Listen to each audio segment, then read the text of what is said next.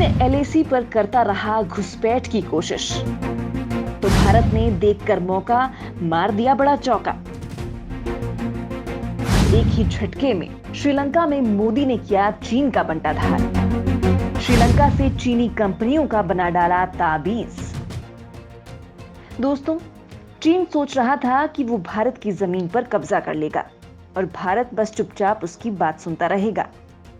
बातचीत चलती रहेगी और तब तक वो अपने मिशन में कामयाब हो जाएगा। लेकिन बेटे को पता नहीं था, बाप से पाला पड़ा है। जो बात कम करता है, काम ज्यादा करता है। फरेबी चीन के साथ भी ऐसा ही खेल हो चुका है। दरअसल दोस्तों, लद्दाख वाला मामला तो कुछ भी नहीं है। चीन तो समंदर के रास्ते भारत को घेरने में जुटा था। श्रीलंका के समंदर में वो भारत से केवल 50 किलोमीटर की दूरी तक आ चुका था।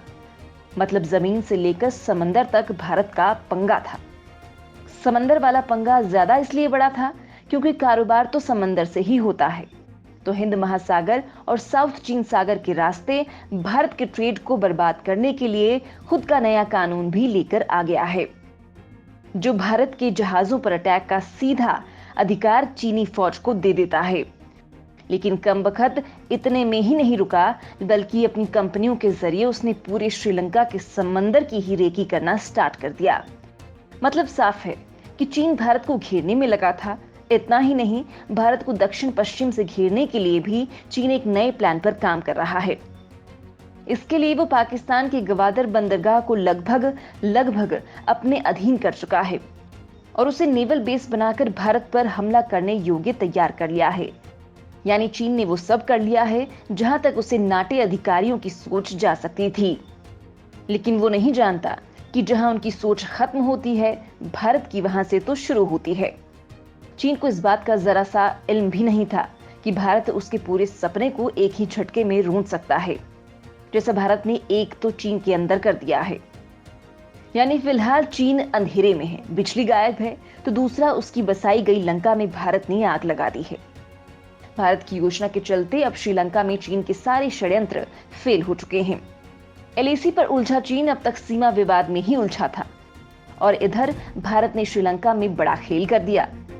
दोस्तों, हम आपको बताएंगे कि भारत ने श्रीलंका में ऐसा कौन सा काम कर दिया है जिससे चीन को इतना बड़ा झटका लगा है और श्रीलंका में भारत आखिर करने क्या जा रहा है। इस सब मैं आपको बताऊंगी, लिहाजा वीडियो पर आखिर तक बने रहिए। श्रीलंका में काम कर गई मोदी की प्लानिंग। श्रीलंका ने चीन को दिखाया बाहर का रास्ता। दोस्तों, चीन से कर्ज लेकर अपनी जमीन गिरवी रखने वाला श्रीलंका अक्सर दिमाग से पैदल हो जाता है।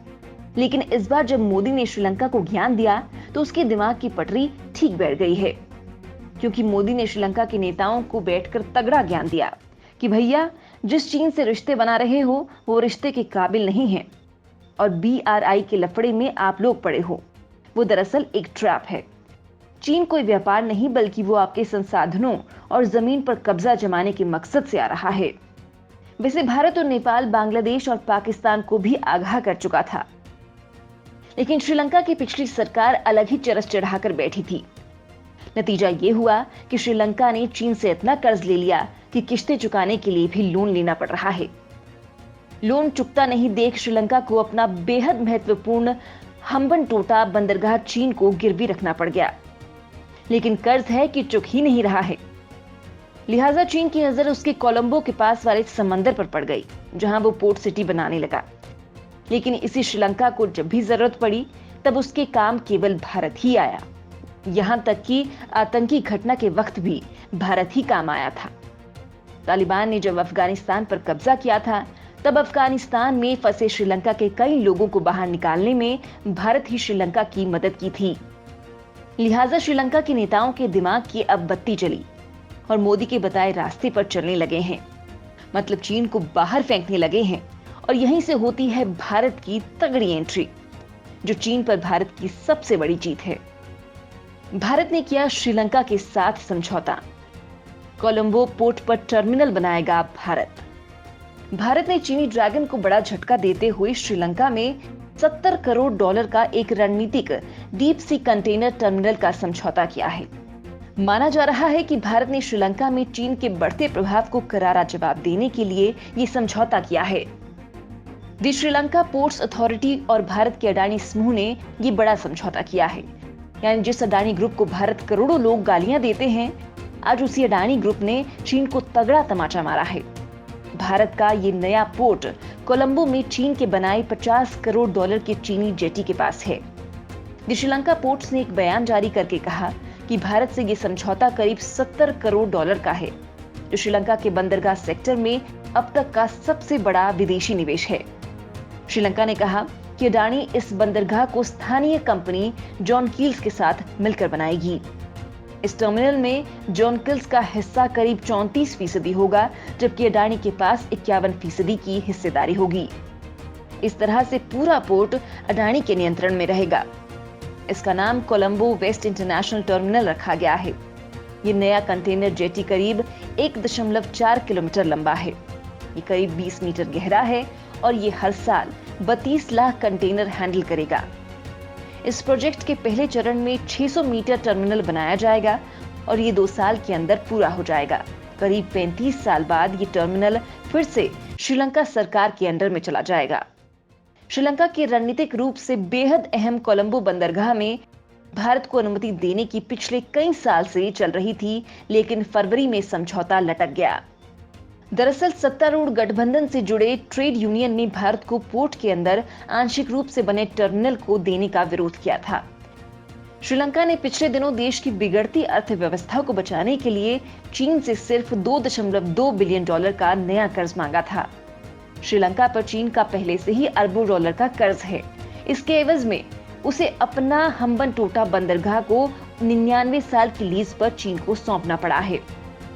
पूरे श्रीलंका पर कब्जा कर सकता है चीन।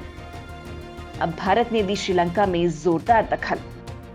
दोस्तों, श्रीलंका को चीन की कर्ज के जाल में उलझते देख भारत समेत कई पश्चिमी देश परेशान हैं। दरअसल इन देशों को डर है कि कहीं चीन कर्ज के एवज में पूरे श्रीलंका पर कब्जा न कर ले। ऐसी स्थिति में हिंद महासागर में चीन को बड़ी ताकत मिल जाएगी। 2017 में श्रीलंका ने $1.4 अरब के लोन के बदले अपना हम्बनटोटा बंदरगाह ही चीनी कंपनी को सौंप दिया था, जिसके बाद जब भारत ने आपत्ति जताई तो श्रीलंका ने इस पोर्ट का इस्तेमाल मिलिट्री सर्विस के लिए रोक दिया था।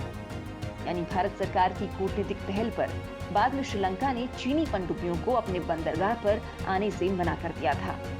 दिसंबर 2017 में श्रीलंका एक बड़ा कर्ज चीन को चुका नहीं पाया, जिसके बाद उसे अपना दक्षिणी हम्बनटोटा बंदरगाह का नियंत्रण चीन को सौंपना पड़ा था। समुद्री व्यापार मार्ग के लिहाज से हम्बनटोटा बंदरगाह काफी महत्वपूर्ण माना जाता है। इस बंदरगाह पर चीन का नियंत्रण होने पर भारत और अमेरिका दोनों ने चिंता जाहिर की थी। दोनों देशों का मानना है कि इस बंदरगाह से इलाके में चीन को सैन्य बढ़त मिल सकती है। हम्बनटोटा बंदरगाह दुनिया के सबसे व्यस्तम पूर्वी पश्चिमी समुद्री मार्ग के रास्ते में पड़ता है। अब श्रीलंका में चीन को बेदखल करने के लिए भारत नए मिशन पर है। यानी भारत चीन को उसी की भाषा में जवाब दे रहा है, LAC पर भी और श्रीलंका जैसे देशों में भी। खैर दोस्तों, आप कमेंट कर बताएं कि चीन को जवाब देने के लिए भारत की ये रणनीति कितनी कारगर है।